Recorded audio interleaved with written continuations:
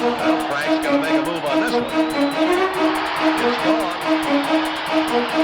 Home run, Clemente. And the Pirates 2, the Orioles nothing.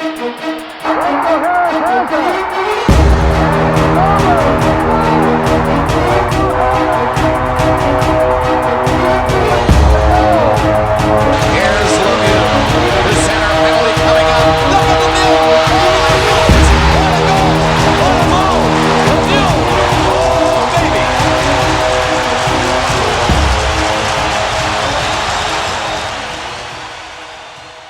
Welcome to our live Pittsburgh Sports Line in the BPTV studios. Thanks for watching us. This is Al Levine, the Talking Machine. Yes, I got my cut from Marianne at Azazu today. We got that cut. I got Chip Hayner with me, and Smokin' Jim is not here tonight either with some mysterious illness that he won't tell me what it is. So if you could pray for Smokin' Jim Frazier. He sent me a cryptic message like AB does to everybody. Can't walk, steroids aren't working. So whatever that may mean for all you doctors out there, pray for Smokin' Jim that he comes back in good health. This is my haircut before my kidney transplant, which will be done on Friday. Thanks for all the good wishes and prayers that you guys are sending me. I appreciate that. Next week, we're not going to do a show on Tuesday night, so you know. We'll be off next week. So you'll take a break from Pittsburgh Sports Line, and then we'll be back after that. I'll be in the hospital 3 to 6 days, and then 2 weeks of no driving and on pain medicine, and see the doctors 2 times a week for the next 2 months. So we'll see how that goes, and thank you again. Thanks for watching us on Comcast 7, only in Bethel Park. Thanks for watching us on Verizon 32 in Bethel Park and all the way from Nemacolin to Cranberry, Wexford, and all points in between. We appreciate that. Thanks for all the likes on Facebook, 6,878 likes. We appreciate you watching our show and liking our page. Thanks again. We've got a lot of sports for you to talk about and listen to, and we'll get that started, but I got some promos to do first. First up, Olive Oil's Pizzeria sponsors this show. Had a new guy named Casey cut the pizza, cut the hoagie, and it was very good. Give them a call, 412-831-1900. They have their 21st anniversary at Olive Oil's Pizzeria. You can buy 3 large pizzas, 1 topping for $21. You can get 3 hoagies for $21. Just mention that special, but that's what they got going on there. Olive Oil's Pizzeria at Hillcrest. Check it out.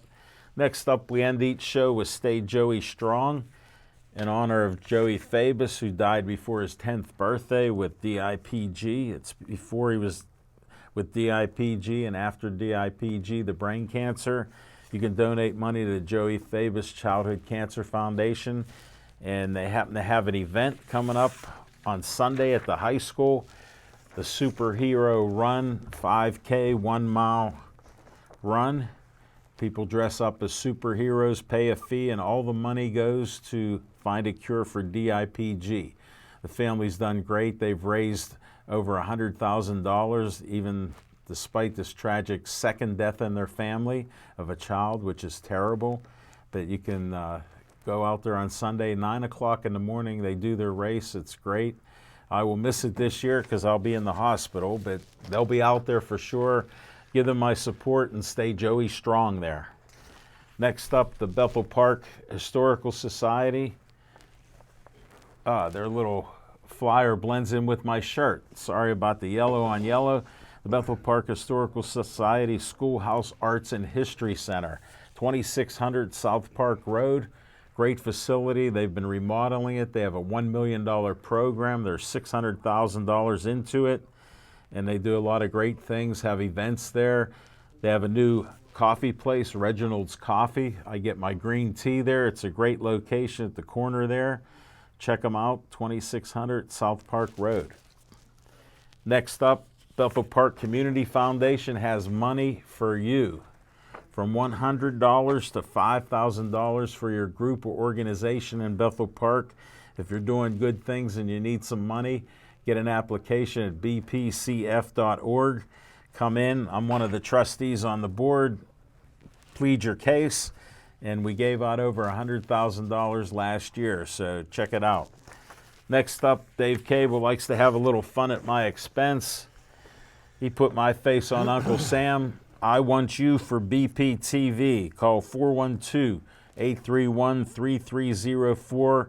Say you want to be a volunteer like Steve and like Zach and all the other guys that come in here. We appreciate you, and you can help on location, in the studio, and everywhere else. But give BPTV a call, 412-831-3304. Next up, we have a sponsor who sponsors What's on Your Mind, Skeets Lewandowski of Skeets Service Station.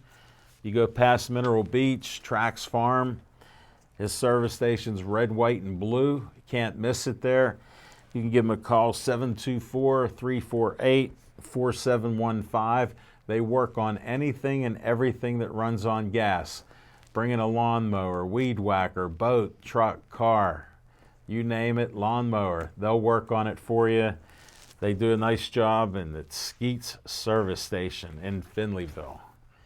We're going to start out with Chip Hayner. What's on your mind? Oh, thank you, Alan, and good evening, everybody. Quite an interesting weekend, to say the least. To say the least. To say the least. Yes. But my whole thing is I don't want to get too much into this Antonio Brown thing, but I do want Get it out there. It's on your mind. I do want mind. to talk to you about it because, to be honest with you, I don't care who he plays for. I don't care if he gets hit by a truck. I don't care about Antonio Brown or any of these things. But that leads me to ask some questions, because I do believe that back in 2011 that the NFLPA and the owners reached a collectively CBA. a collective bargaining agreement. So they have rules by which they are supposed to operate. And the players are supposed to abide by the rules as well as the owners. And when the owners don't abide by the rules, the union goes to bat for the player, regardless of what the situation or the circumstances are.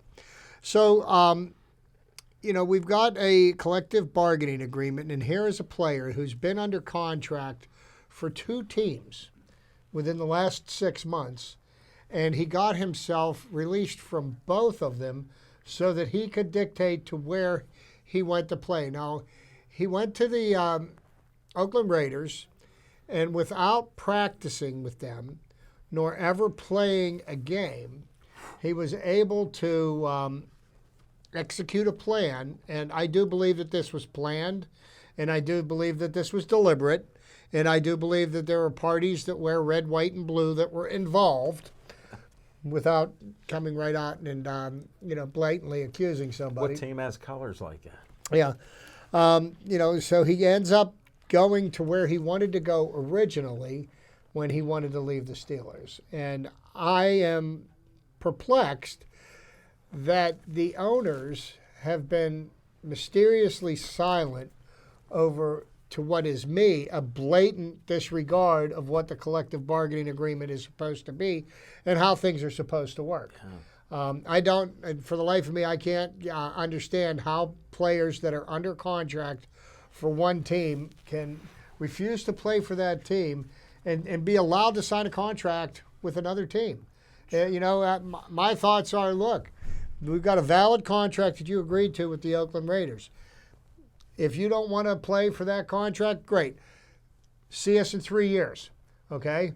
And, and the team can either choose to pay you or not pay you. But here's one thing that the Oakland Raiders did. And I was going to take John Gruden. I will take him to task. Don't worry about that. But the Oakland Raiders had a stipulation in the contract for Antonio Brown is that they did not have to pay him until he actually played in a game for them. Wow, good stipulation. So basically, for a song, I think he got a $1 million signing bonus, which in the world of the NFL, it's a $14 billion industry. What's $1 million? But I am waiting quietly to find out how this is all going to play out. And more importantly, how is this going to affect the collective bargaining agreement that they're trying to come to an agreement on now? Because if they do not come up with a new CBA, next year will be the last season of football you see for a while. Sure. And I know there's a lot of money involved there, and I think the players are going to dig their heels in, and the owners want what they want. But letting a person get away with what Antonio Brown got away with, this is not. It wouldn't have mattered if it was Antonio Brown or Charlie Brown. You know what I mean? There are a set of rules, and I think rules are supposed to apply to everybody. Yeah. Well, Chip, the one point that I know is they could suspend him, they could not pay him, but then they could keep him under contract for the remainder of the year or a couple years. But no team has ever done that. And that's part of the CBA, that they could actually keep that player captive with their team. I don't understand No, why they can do it, but nobody's done it. I don't understand why. Yeah. I don't understand why. I think they don't want the time and the hassles of that. Well, it's you know what, with him. But that's their right. But with him as a subject, it'd be less hassle to do that than it would be to have him play for you, because you know what, the drama show is going to be in Foxborough, and we'll see what happens. We'll see what happens. But personally, I'm going to continue to root for the Steelers, the Pirates, and the Penguins. What other teams do is not much of my concern. But, you know, my esteemed co-host, who happens to be conspicuous by his absence again this week. Yes. I'm a conspiracy guy. The mystery man, Jim Frazier, talked about how much of a genius John Gruden was. Well, I think we can take that genius tag off of him, because he has now been fleeced twice by the Pittsburgh Steelers. First, they traded Martavis Bryant for him, and I don't know what we get, a couple of Draft pick, yeah. A couple of bags of balls, Yeah. and in a couple of whatever else. Well, you know, so that worked out real well for him. And remember when he and Martavis Bryant went to the Oakland Raiders? What did Mr. Frazier say? He's going to be the Super Bowl MVP, and they went 4-12. Yeah. Okay, and then when You're accurate. then Antonio Brown signed with the Raiders, they are going to the Super Bowl. He's going to be league MVP, and John Gruden is a genius, and he's going to find new and exciting ways to get him the ball. Well, first he would have to be on the team, so he looks pretty foolish. And the Steelers made out like a fat rat, because they got a 3rd and a 5th round pick. Yeah. Which turned into people that wound up being productive players for the Steelers franchise. So it's just a big mess. But you know what? After what we say right here, I'm not going to talk about it ever again. Because I don't, like I said, I don't care anything about Antonio Brown. I don't hate him. I just don't, you know, his drama class can go somewhere else. It's a class Sure. I don't. Whether it was a con act or he truly is that dumb, who knows and who cares? Yeah, you know, hey, and you know, We're done with him. And it doesn't matter how much money they end up paying him, because I'm telling you, within 5 years he'll be broke. Yeah. You know, because you know, at some point, if all you do is spend and spend and spend, one day, Catches up to you. You know, your career's going to be over, and you've pretty much ruined any kind of endorsement ability you have. Maybe you make more money off of Facebook and Instagram or whatever, but who cares? I don't. But you want to know what's on my mind? That's what's on my mind. Thank you, Chip. I appreciate it. It was on my mind slightly too, but I don't care. What's on my mind is the Steeler game that I watched. Chip, I had to pull an early return and not watch the whole game, because after 3 quarters, I told my son, this is one of the worst football games I've ever watched. The coaches get an F, the players get an F. They were unprepared, didn't play well, and the better team won. That's how simple it was to me. And, you know, they could talk about whatever they want, whatever improvements they made. I saw nada. Well, I made the executive decision to turn the game on, turn the volume down, and both myself and my wife were asleep before the opening kickoff. I honestly did not see a single play of that debacle. It was just shocking. The running game, the passing game. This Moncrief got 10 throws to him, and he dropped 7 of them. It was just unbelievable how he was dropping the ball. I think they said they targeted him 10 times. He had 3 catches for 7 yards. He dropped 3 or 4 passes. It looked like all 7, I'm telling you. Yeah, I'll take your word for it. Anytime the ball was there, it hit him in the hands. The worst place you can hit a guy is in his hands. And he dropped it. It was like unbelievable that was happening. Unless what was it, like Roberto Duran, hands of stone. Yeah. Hey, that's what he showed. We've had some guys like that on the defense, but on the offense, I mean, he had some good games in his career, but not on Sunday Night Football. It was a debacle from the beginning. I can't believe how unprepared the team was to play. There was no vim and vigor. They weren't fired up. They were sort of lackadaisical, just going through the motions. And it just was that way the whole game. And the shocking part is when they were down about the 1 yard line and they had a 4th down, they kicked the field goal, so at least we scored because they weren't confident enough that they could score. So that in itself is shocking. And just the way the whole game went, you know I bleed black and gold, but it was leaking all over the place, and it was just a nightmare watching the game, and I couldn't make it to the end of the game. I just said 3/4, I'm done. And I had enough, and I do believe they will play better against other teams, but the Patriots are such a well-coached, well-positioned playing team that it's unreal. Brady looks even younger than his 42 years old. He's thin. He's throwing a ball like a laser to guys. It's just unreal with what he was doing to us. Picked us apart like we didn't even have a defense. It was sad. Yeah. And I mean, I've been listening for the last 2 days. And they're going crazy on the fan and all this other stuff. When we get to our next segments, I will shed a different light on this game that was played Sunday night. And, that's my little tease. Ah, nice. Nice little tease there. We'll be back with some trivia from Chip Hainer. Stay tuned.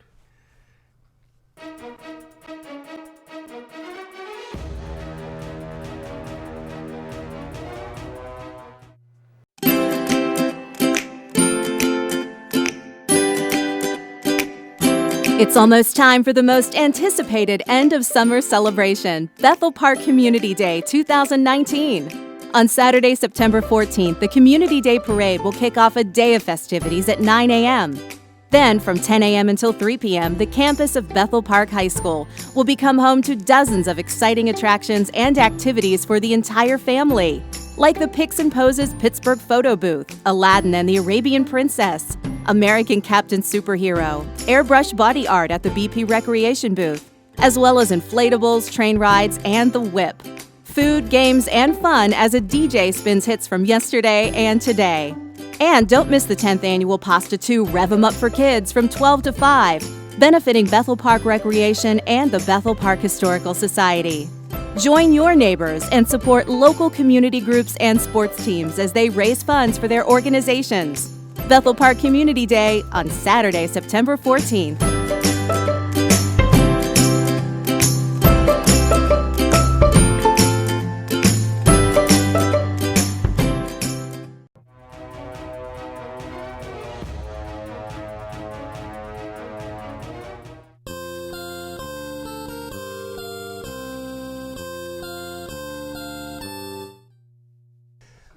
All right. Well, good evening, everybody. And, they give me this little trivia segment. I always try to find something interesting and off the beaten path. You do it. And what better foil than the Pittsburgh Steelers? And, apparently that was one of the worst losses in recent Steeler memory, I would have to say.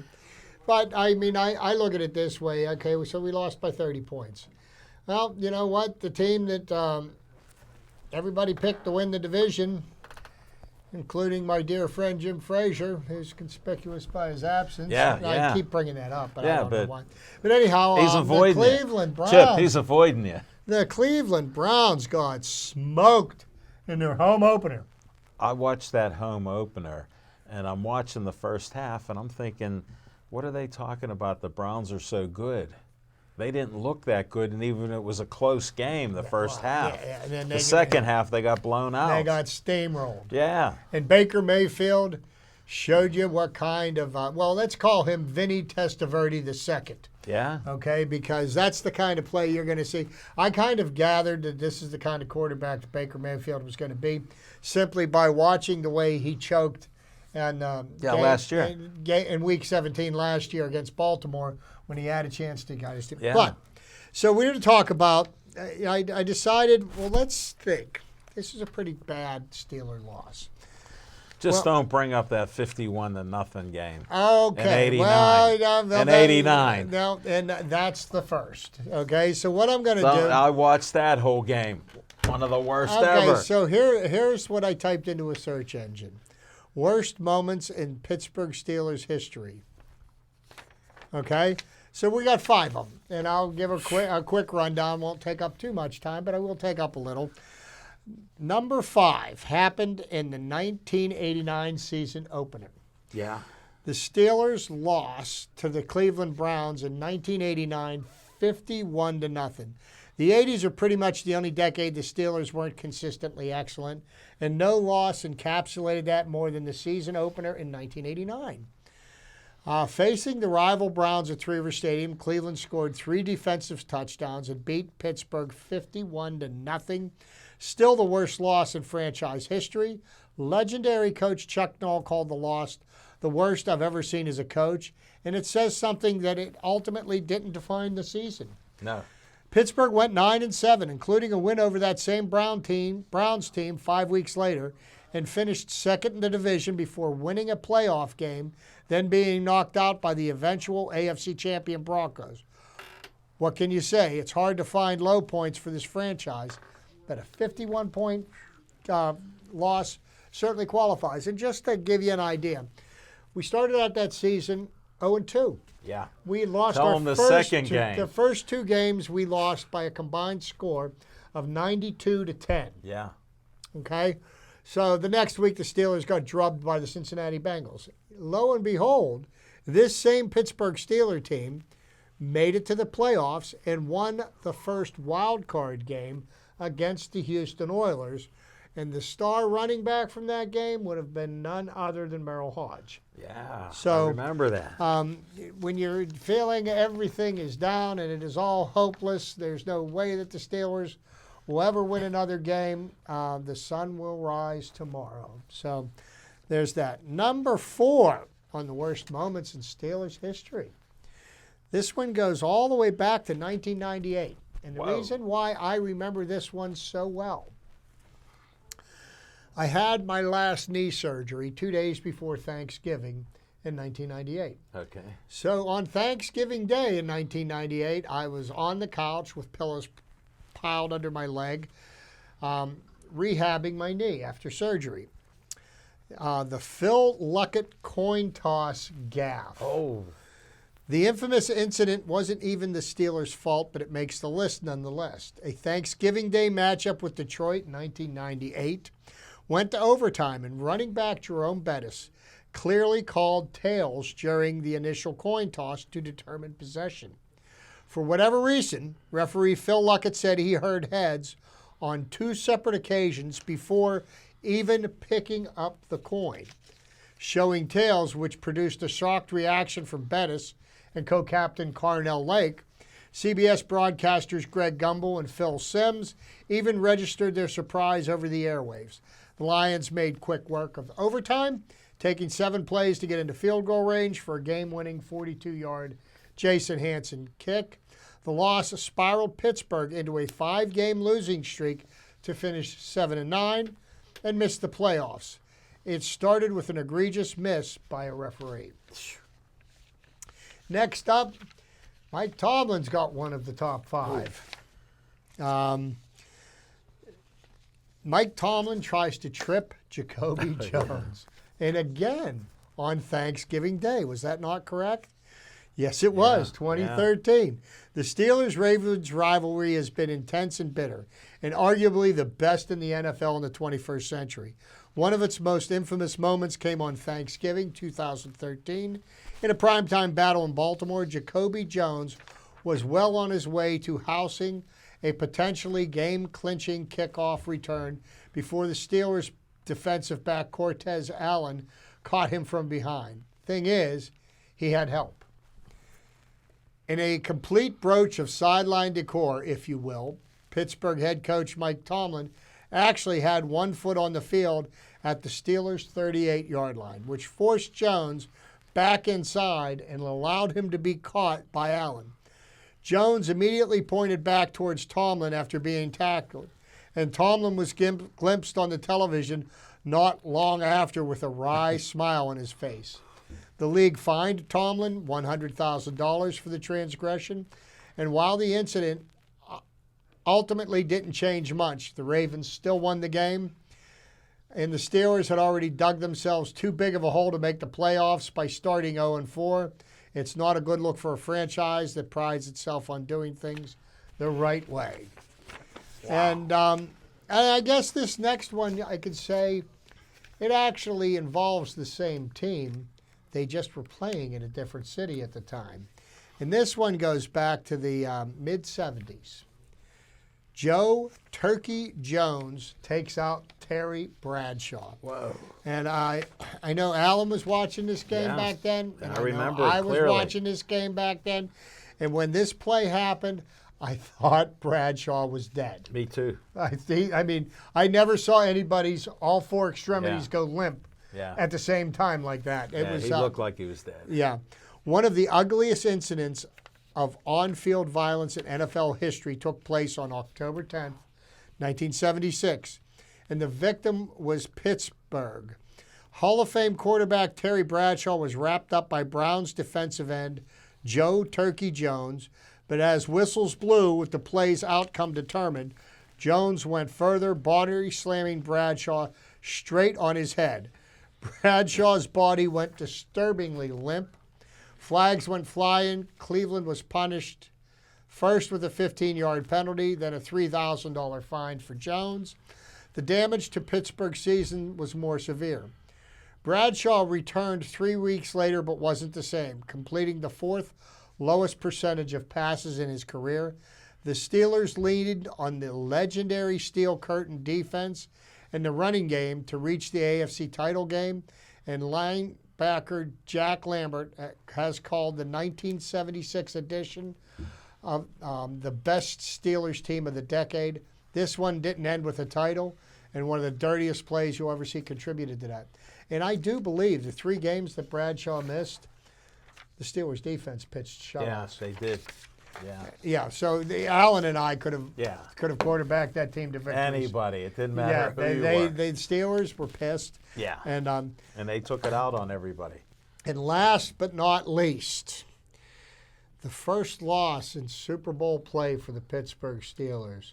Super Bowl XXX. Whoa. And I don't refer to it as Super Bowl 30.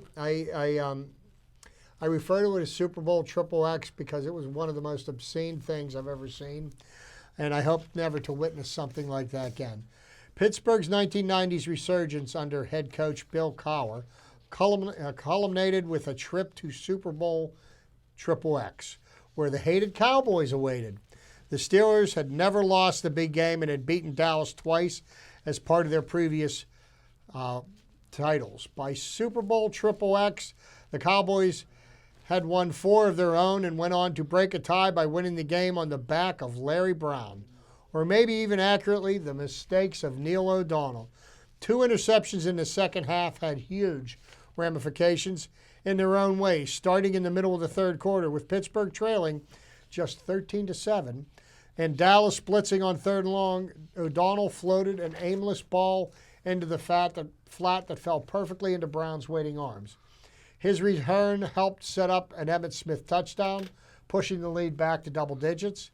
But the real heartbreak came late in the fourth quarter after the Steelers had cut the lead to to 17 and had gotten the ball back with 4 minutes and 15 seconds I remaining. remember it like it was yesterday. And what could be construed as a photocopy of the first interception? O'Donnell fired down the right sideline, anticipating wide receiver Andre Hastings to be there.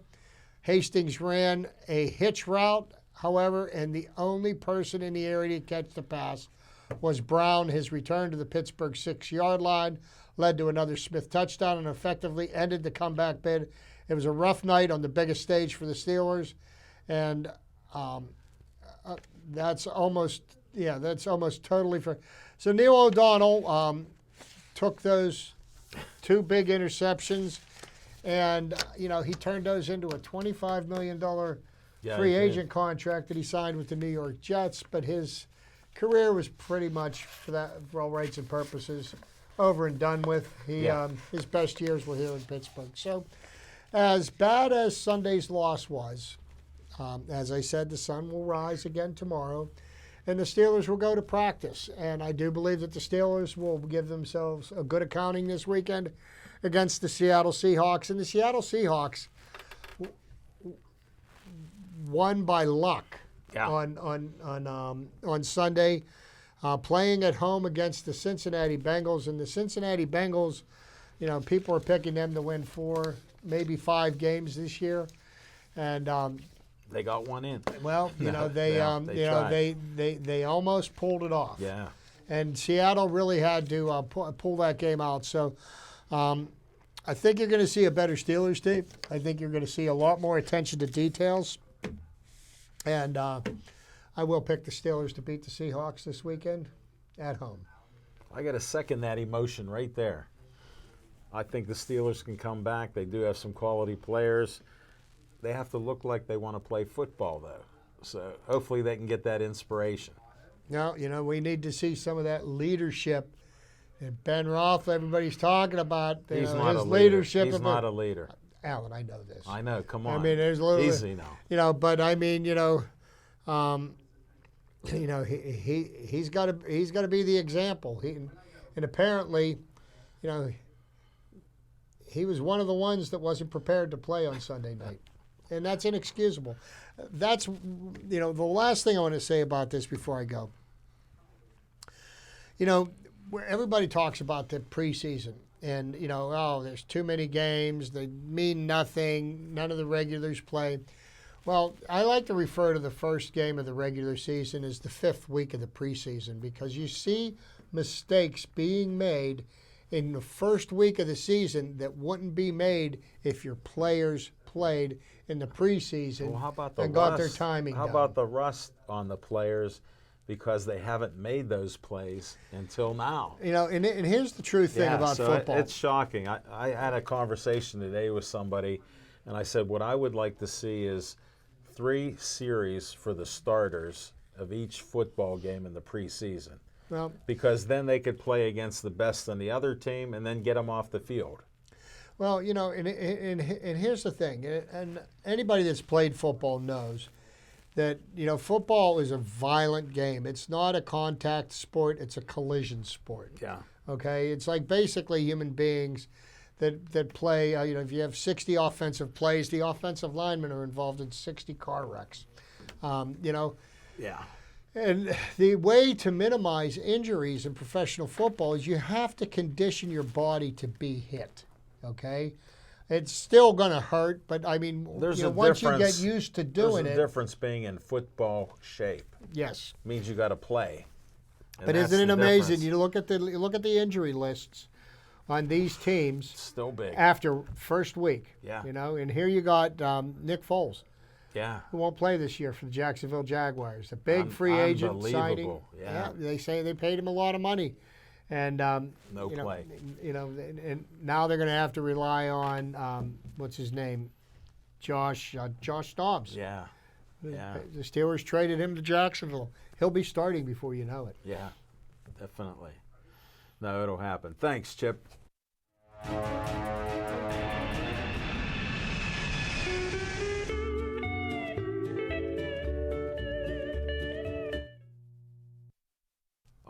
On location, just signed a deal the other day. We're going to be back at the Millville VFW 118 at 605 North Avenue on September 30th.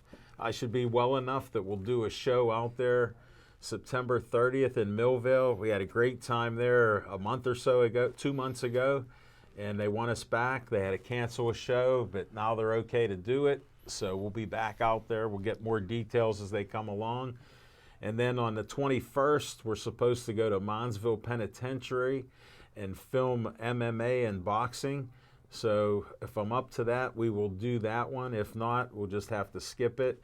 I got to find out what's happening with Smoking Jim Frazier, since he's supposed to drive me, because I won't be able to drive at that point in time.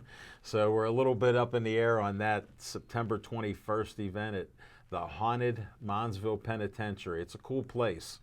It was a prison, and now they do fights in there and run electric and stuff, and they've even done shows on a couple of the Discovery Channel and showing haunted places, which that is one. So very interesting.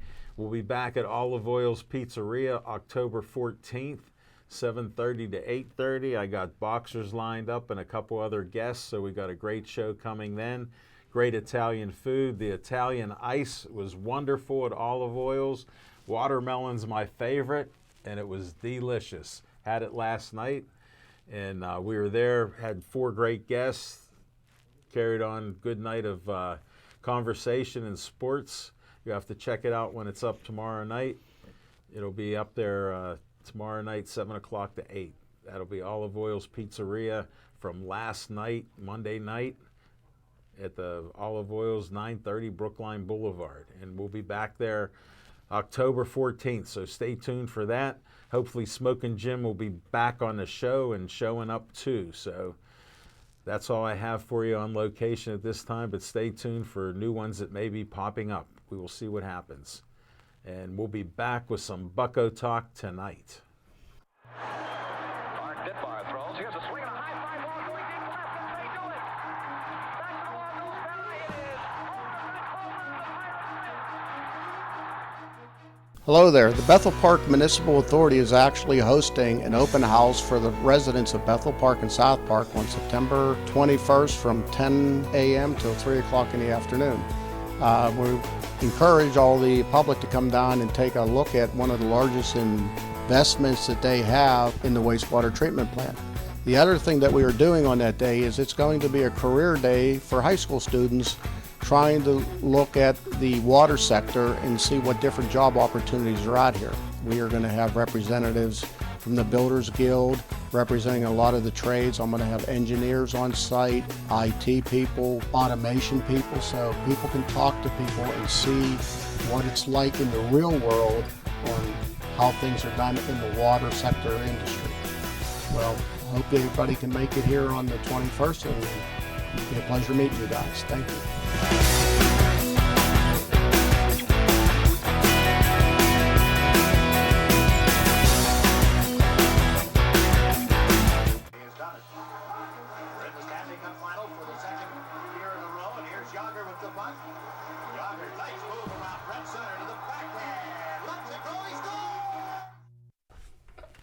Welcome back. Some Bucko talks.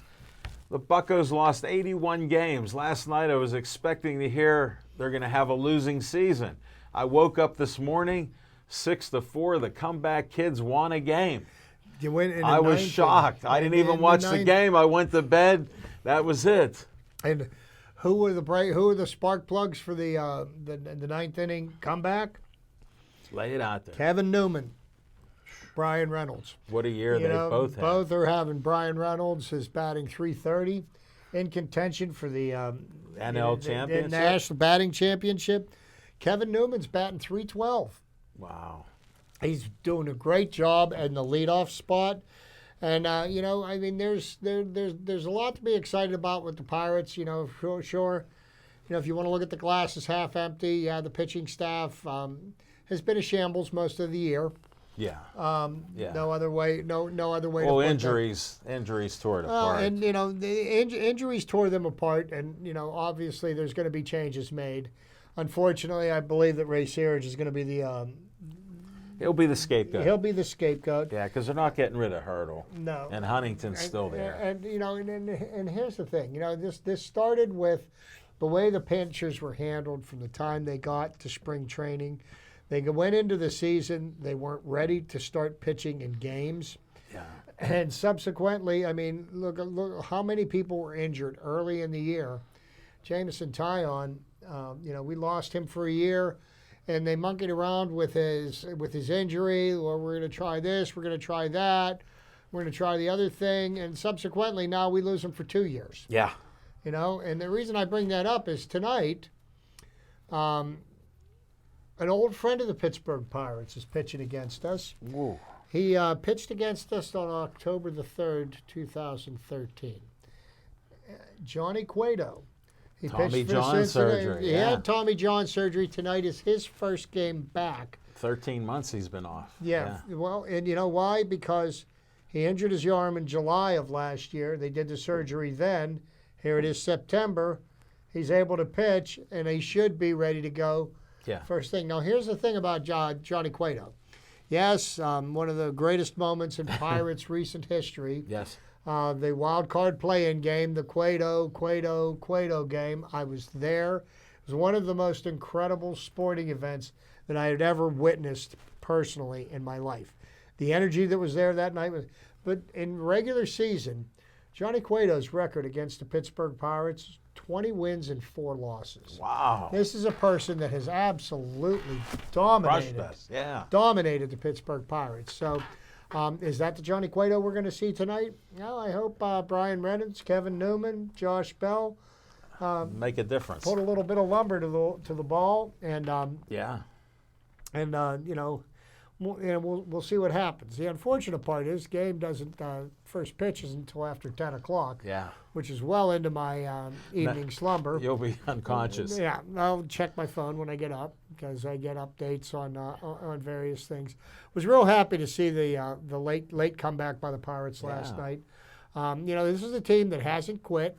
You know, there's reasons. Well, basically, people are playing right now for their jobs next year. Well, they've had every reason to quit with what's happened to them, but they've shown the character and the fortitude, which I'm impressed by young guys continuing to play and not give up. And that's It means why, a lot to me. And that's the reason why I think Clint Hurdle will stay as manager for next year. I know all you cynics out there are going to say, "Oh, bottom line, Bob will never pay a manager to not manage." not No, manage, yeah. And I think that he'll stay as manager because he hasn't lost his team. No. They have not quit. They have not quit on him, and you know. If they did, then show us that they did, and they can't. Well, you know, I mean, you know, Right?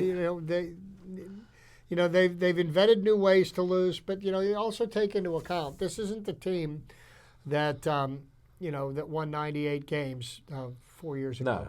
You know, Not even close. You know, basically, you know, we've got a young team, but you know, some of the things and some moves have been made. They fired a couple of minor league managers. One of the managers they fired was the Double-A manager in Altoona, who was completely shocked. But you know, apparently, what you got to do is they're not being taught basic baseball instincts Whoa. in the minors. Really? So you know, I mean, you know, coming up into the major leagues is not the place you learn where to hit the cutoff man, when to Yeah. throw to a base. Good point. I mean, you know, these are mistakes that have happened over and over and over again with these young players, and these are basic skills. Geez, a lot of this stuff I learned in Little League. That's yes, what I was yeah, saying. I Little learned it. League. I learned in Little League. Hit you know? the cutoff man. Hit the cutoff man. You know, if you've got to play at a base, you know. If you're in the infield, go out to be the cutoff man. You know, before the ball is hit to you, and you look at the situation, how many outs are there, runners on base.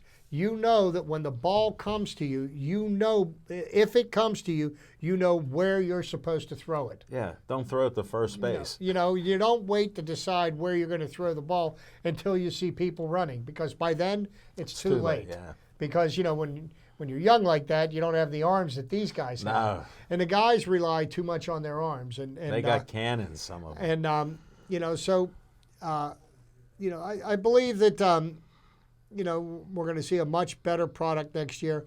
What are they going to do with the pitching staff? You know, we can sit here and talk until we're blue in the face. Yeah. But until they do something, we have no idea what they're going to do. And if anybody seems to think that they're going to share with us what they're going to do, they're foolish. Yeah. Because, you know, this is a poker game, and all 30 teams, they're playing their cards close to the vest. They don't want to let anybody. They're not going to show anybody their hand, you know, because that's how they get taken advantage of. So, we got a few more weeks left of the season.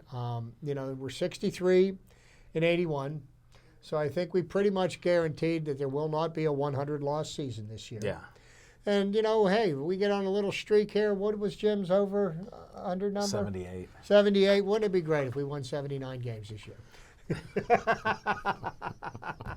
I appreciate you saying it, but I don't think it's going to happen. No, it's not going to happen. Because they only have like 18 to go. So yeah, well, you know, I mean, crazier things have happened. I remember a Clint Hurdle team once that won 22 games in a row. Yeah. And went to the World Series that year. So, you know, I mean, crazier things have happened. But not necessary this year. But no, you can be hopeful. Well, no, we don't have the starting pitching tonight. Mitch Keller's gonna pitch again. Yeah. He got yanked from his last start after a ball was lined off his right wrist. No, it looked dangerous. And you know, the interesting thing about that was, fortunately, X-rays, no breaks.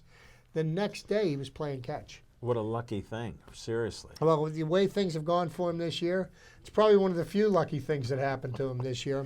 Yeah. Josh Bell's still on pace to hit about 120 RBIs. Yeah. I'd love to see him hit the 40 home run mark. That'd be great. Be the third Pirate, you know. So, you know, me, you know, I look for the positives. I don't dwell on negatives, but put it like this: we know they got a losing team. That's as simple as that. Hey. You can watch some good baseball in spite of that. Well, you know, here's something else interesting. Okay, Major League Baseball's been around 150 years. Yeah. Look down the list of teams, and if you just do it for yourself, Google it. How many world championships have teams won? The Pirates have been around for 133 years. They've won 5 world championships. Do the math.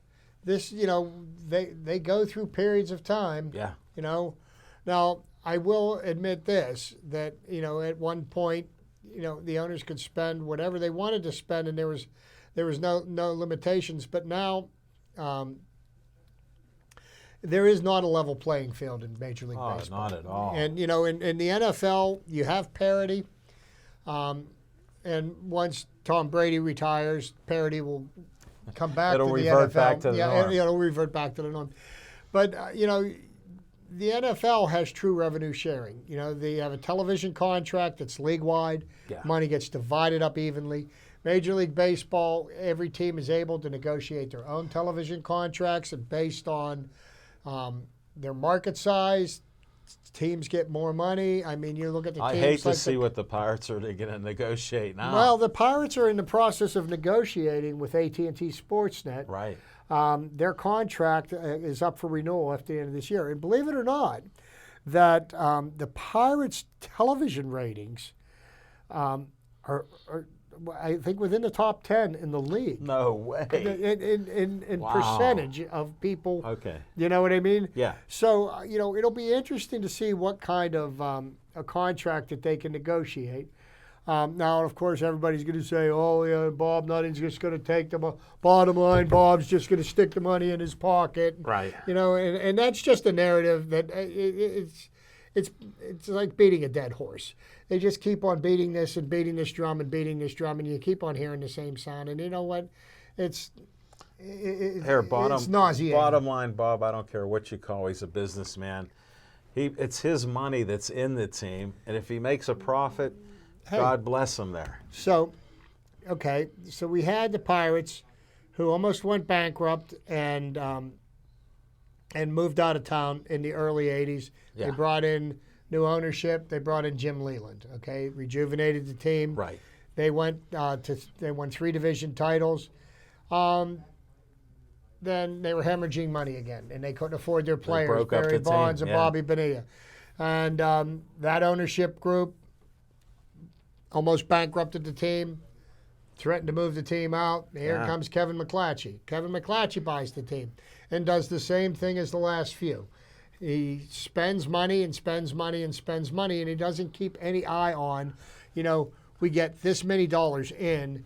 We can't spend more than we have coming Right. in. Right. Well, you can criticize Bob Nutting, but in the last 10 or 11 years, never once have we heard about the team being bankrupt. We haven't seen anybody traded because they can't make payroll. Yeah. And we haven't had any threats of the team moving. So, as much as you want to criticize and chastise him, he's been the best thing that's happened to the Pirates in probably the last quarter century. Sure. And, and so, all right, we don't win every year. But you want to know something? There's a lot of other teams that don't win every year either. Yeah. There's a lot of other teams that spend a lot more money than the Pirates are spending, and they don't win either. So Look at the Red Sox this year. spending a lot of money doesn't necessarily the solution. Now, the Red Sox, you've got a different set of expectations there because of the amount of money they bring in and the amount of money And they they spend. just won a World They won the Series. World Series. They're 9 games over 500, and they fired their general manager. Yeah. Okay, the same general manager that built the team that won 108 games in the regular season last year and won the World Series. I Probably, don't understand the logic. Here's what it boils down to. He didn't play well with others, Yeah. and you know what? They'll get you. They'll get you. They get you. They'll get you, and they'll find somebody to replace him. Right, but when you just talk about it, here's a guy holding the World Series trophy, did all this to build the team up. Now he's gone. Well, here's another thing. Dave Dombrowski, who was the general manager, he took an expansion team, the Florida Marlins, and he was the general manager of that team, and within 5 years won a world championship with them. Jim Leland's only world championship. Right. Then he moved to Detroit, where he resurrected the Detroit Tigers franchise, sent them to, I think they won 5 division titles, 2 American League pennants. Yeah. Okay, brought in some quality talent, left there, then went to the Red Sox, built another championship team. So here's a guy that got fired today. He'll probably be hired by the end of the why end of wouldn't the you? week. Yeah. I mean, but there is one thing about him. He's not a pleasant person to work with. Was the He kind got an way I eye. heard He it. got an eye for talent. Though. He's got I'll an eye take for that. talent. He knows how he knows how to build a winner. So, it'll be interesting to see. I mean, the Red Sox have a team that is stacked. Yeah, It is, it is. and all their players are young. Yeah. On a different note, speaking of the Red Sox, saw a video on YouTube. Okay. Big Papi Yeah. threw that first pitch, and he was shot in June Yeah. in the Dominican, and shot by a case of mistaken identity, but he almost died. Yeah. And I remember that very well because I was in Maine at the time, and I was in the heart of Red Sox Nation. Sure. And it was a big deal back then. And to see Well, he's him, a legend in that area. and to see him, a lot of their sports heroes have been known to cheat. Like he was involved in the steroids scandal, and then you got Julian Edelman, the MVP from the Super Bowl, and he got suspended for 4 games for PED. If you ain't cheating, you ain't trying. And you got Bill Belichick, who's been Throwing out the videos. Well, yeah. Well, no, he got fined once for cheating. Was involved again twice. The Patriots have been implicated in cheating scandals while he was running the ship. They don't care because the only thing they care about is wins. We want a title. We don't care if we cheated to get it. But be that as it may, You got to live with it, and you move on from that. You were teasing us with the Steelers. What's your tease with the Steelers, or you say they're going to win, or? Well, no. I definitely think my tease was the worst losses. Oh, okay. The worst losses in Steelers history, because I just wanted to make the point. The thing that I find most amusing and kind of tiresome as well. And I listen to talk radio in the day. I'm in a truck, most of the day, and every single game, with baseball, it's 162 games. And after each and every game, whether it be win, lose, we have to blame somebody. Yeah. Okay, it has to be somebody's fault. We have to fire that person. We have to, Yeah, get rid of them. I find it amusing. You got Mike Tomlin, who's right now is the third winningest coach in the NFL right now. Yeah. You Get know, rid of them. get rid of him. I'm going to tell you what. If you were to ask him, it wouldn't take more than 10 seconds.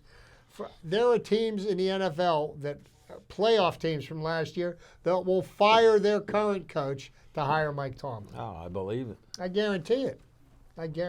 So No, there's no doubt about it. I mean, if you don't like him, okay, then you don't like him. Whatever the reasons may we're be. spoiled here for the last 2 generations with winners. That's part of the problem. If we're not winning, we're not going anywhere. So that's what people feel. Yeah, well, I mean, it's the age of entitlement. People think that because I root for this team, that they owe me something.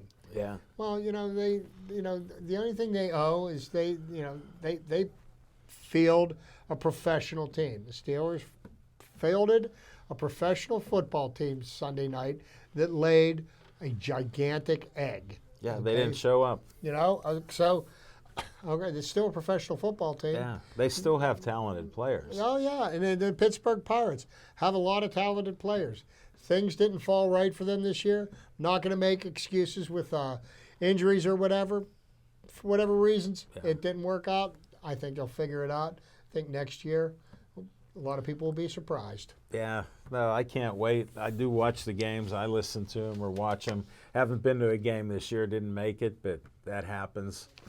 I want to thank everybody for watching our show.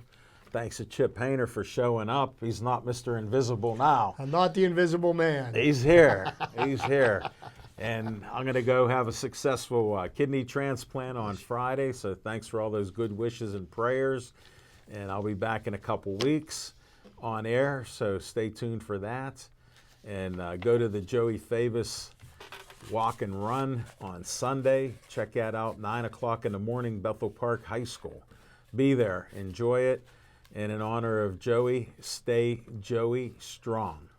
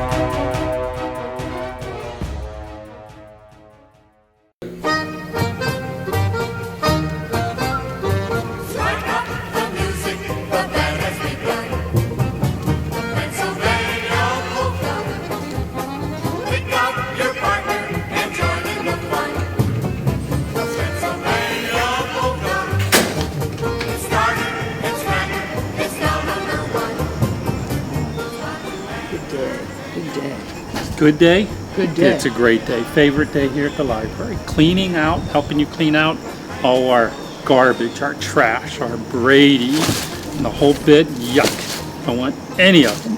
Well, out goes my favorite piece of trash. And out go the one that tastes the worst. Now, the fun begins. Tailgate party. Woohoo! Nice, huh? So what's with all this fall cleaning, Christine? Getting ready for our Yinzers Happy Hour fundraiser. When is that? Join us at the Yinzers Happy Hour, Friday, September 13th from 6 to 8 p.m. at the library. We will have great Pittsburgh-themed food, a cookie table, and Iron City beer. Tickets are $25 and they're available here at the Bethel Park Public Library or at EV True Value in Bethel Park. 100% of the proceeds go to the Bethel Park Public Library. And we even have a black and gold cat.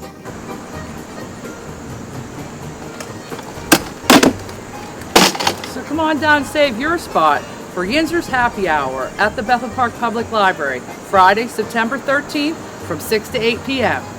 Be there. While they're dancing.